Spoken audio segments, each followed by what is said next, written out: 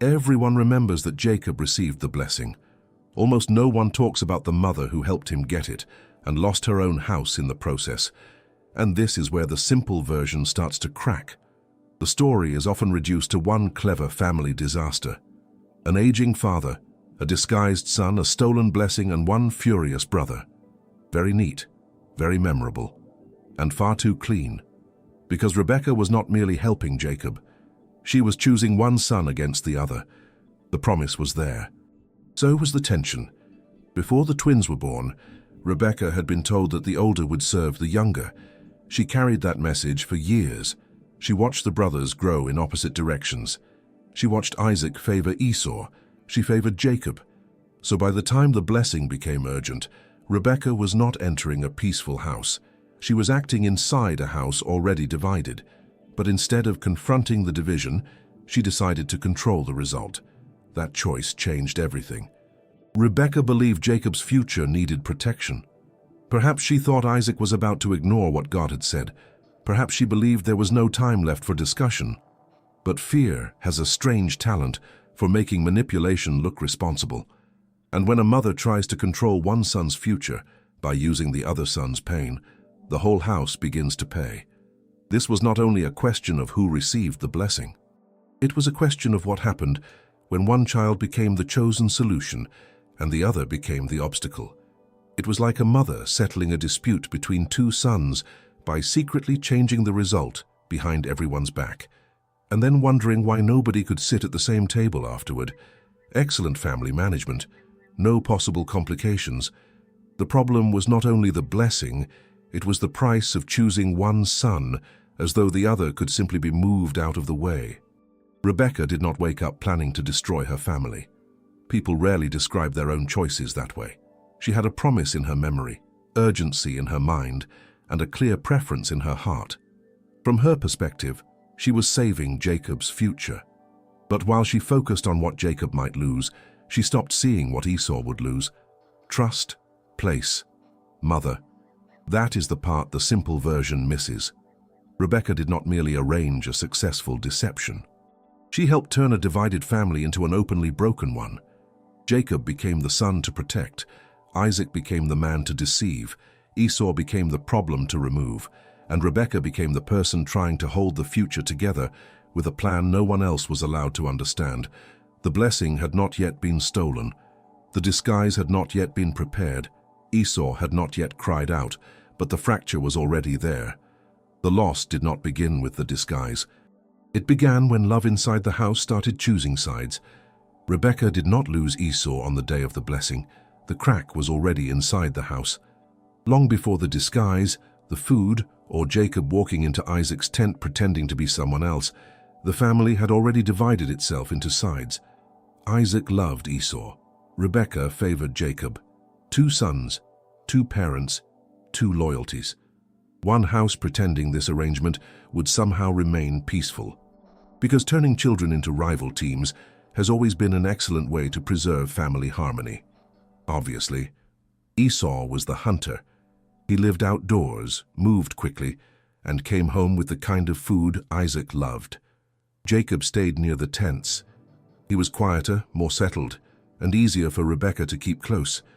Those differences were not the real danger. The danger was what the parents did with them. Isaac looked at Esau and saw the son he preferred. Rebekah looked at Jacob and saw the son she needed to protect.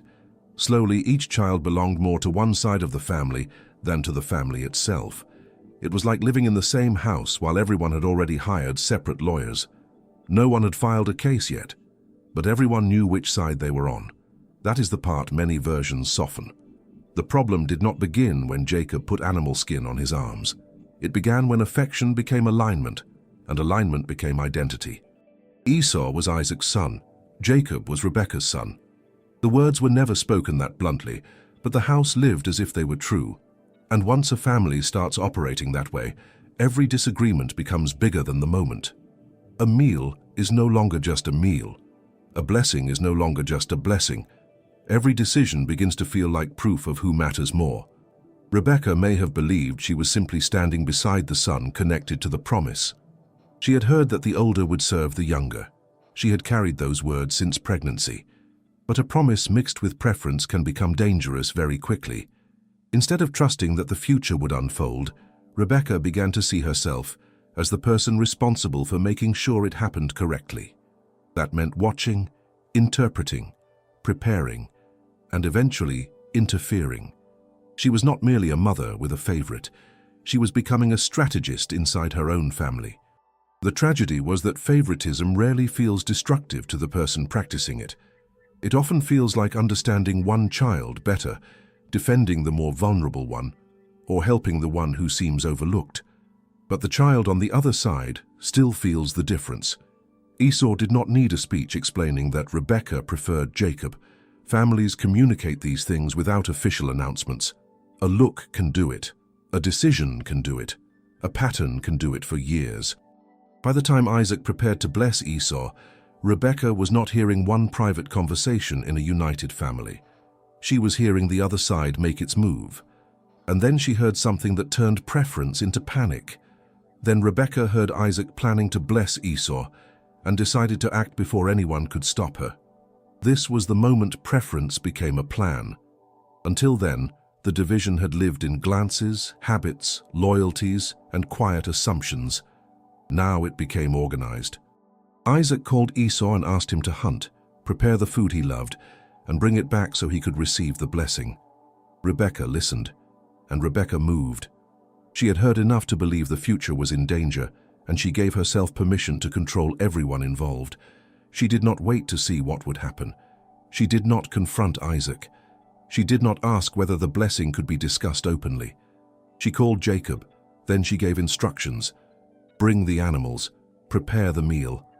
Wear Esau's clothes, cover the smooth skin, walk into Isaac's tent, speak carefully, lie convincingly.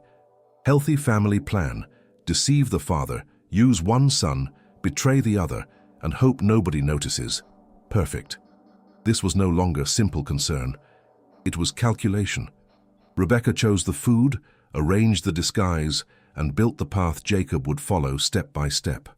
Jacob hesitated, but not because the plan was wrong. He worried about being caught. Rebekah answered with confidence. She would carry the risk. That answer revealed how certain she had become. In her mind, the result mattered so much that the method could be defended later. This is how manipulation often enters a family. It rarely introduces itself as manipulation. It calls itself protection. It says, I am only doing what has to be done. It says the future is too important to leave alone. And then it starts destroying trust in the name of saving something else. Rebekah may have believed she was defending the promise, but she was also deciding that Isaac could not be trusted. Esau could be bypassed, and Jacob could be turned into an instrument. Everyone became a piece in her solution. Isaac became the obstacle, Esau became the threat. Jacob became the hand that would carry out the plan, and Rebekah became the person directing the entire scene from behind it. It was like secretly changing a family decision and then saying, I only did what was necessary. Very reassuring, especially to the people who were never allowed to know. The disguise did not create the division. It simply gave the division a body. Esau's clothes carried his identity. The animal skins copied his arms. The meal copied his place beside Isaac. And Jacob was prepared to enter the room wearing the life of his brother. But behind every part of the disguise was Rebekah. Her urgency, her preference, her fear, her plan. She believed she was protecting Jacob's future. Instead, she was teaching him that deception could be used to reach it. Then the food was ready. The clothes were on. The skins were tied in place. The plan was ready, and trust was about to disappear. And then Jacob entered wearing the skin of another man. Jacob entered Isaac's tent wearing Esau's clothes, carrying Rebekah's food, and repeating the story she had prepared for him. Isaac could not see clearly, but he could still hear. The voice sounded like Jacob. The hands felt like Esau. The meal tasted right. The clothes smelled familiar. And apparently, when enough details agree, suspicion gets tired. Isaac hesitated, questioned him, touched him again, and finally gave the blessing. The plan worked. For a few minutes, Rebekah had everything she wanted. Jacob had received the words meant for Esau. Isaac had accepted the disguise. No one had interrupted. No one had exposed them. A perfect family success. Except the family part, because manipulation can control a moment. It cannot control what happens when the truth walks through the door. Esau returned soon after with his own meal. He entered expecting a blessing. Instead, he found confusion. Isaac realized what had happened.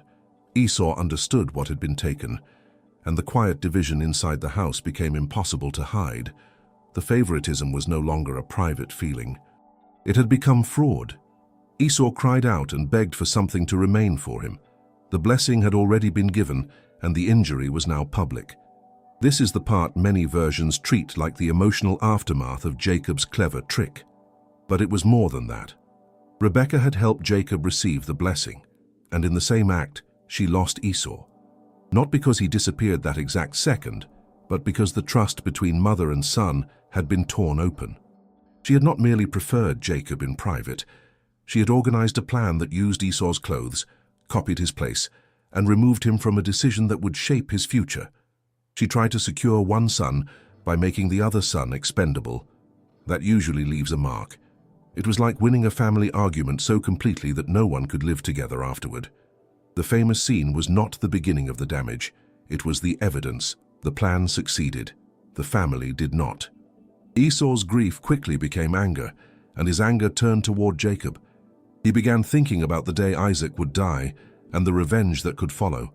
Then Rebekah heard about that too. Once again, she moved quickly. She had protected Jacob by arranging the deception. Now she had to protect him from the consequences of it. The irony was almost too precise. Rebekah tried to guarantee Jacob's future and created the reason he had to leave home. She told him to flee to her brother Laban and stay there until Esau's anger passed. A few days, perhaps. That was the hope. But family disasters rarely follow the original schedule. The blessing stayed with Jacob. Esau stayed wounded. Isaac stayed deceived. And Rebekah watched the son she chose prepare to leave because of the plan she had designed. Nothing had gone wrong in the tent. Everything had gone wrong afterward. The victory was already beginning to look like exile. The victory was already beginning to look like exile. Rebekah had chosen Jacob, but the price was now impossible to hide. Esau was wounded. Isaac had been deceived. Jacob had to run. And the house she tried to control no longer felt like a house at all. This was the center of the story. Rebekah heard the plan. She made her own plan. She prepared the food. She arranged the disguise. She protected Jacob. She wounded Esau. She deceived Isaac. And then she watched the family break apart under the weight of a decision she believed would save it. That does not make Rebekah a simple villain. Simple villains are easier. Rebekah had fear. She had urgency. She remembered the promise. She believed Jacob's future mattered. She probably thought someone had to act before Isaac gave everything to Esau. But strong intentions do not erase strong consequences. She wanted to protect one son. She ended up losing both. Esau remained, but the relationship had been damaged by a betrayal he could not ignore. Jacob left, sent away because staying could get him killed. Rebekah had chosen Jacob, and then her own plan forced him out of her sight. Excellent strategy. Secure the future. Empty the house. The irony was complete. She tried to make sure Jacob received the blessing, but she could not make sure the family survived the way she used to get it. That is the danger of trying to protect the future through deception. The result may arrive. The trust may not. It is like saving the front door by setting fire to the hallway. Technically, the door is still there. The rest of the house has a few concerns. The blessing remained with Jacob, but peace left the family. Isaac knew he had been deceived. Esau knew his mother had chosen against him. Jacob knew his future had begun with a lie and a hurried escape. And Rebekah was left inside the consequences of the plan she had directed. She won the moment. She lost the room. She lost the table. She lost the ability to keep both sons under the same roof. And perhaps that was the saddest part. Rebekah did not act because she felt nothing. She acted because she cared so strongly about one outcome that every other cost became easier to ignore. But a future built by using people eventually collects its price from people. The famous blessing scene is remembered, because Jacob walked in disguised as Esau. But Rebekah's tragedy is what happened after he walked out. She helped Jacob receive the blessing. She lost Esau to the wound she helped open. And she saw the son she chose leave home because of the future she tried to control. The plan worked. The promise moved forward. But the family Rebekah tried to protect did not remain together. That is why this story is not merely about a stolen blessing. Which misunderstood Bible story should be simplified next? Rachel, Leah, or Joseph?